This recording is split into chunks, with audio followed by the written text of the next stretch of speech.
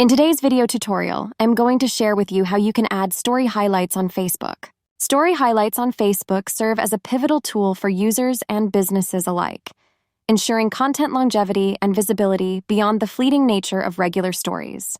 This is how a story highlight looks like. To go about this, let me delete my story highlight and I really show you how you can add one from scratch.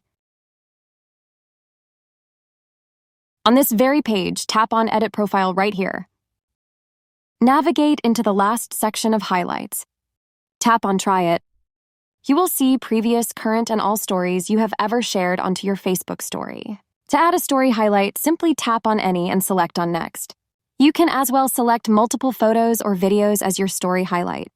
Add your highlight title and tap on Done.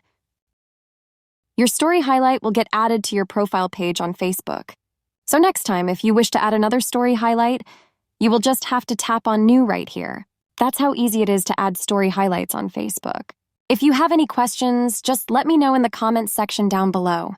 Please don't forget to leave a like, share and subscribe for more video tutorials like this one.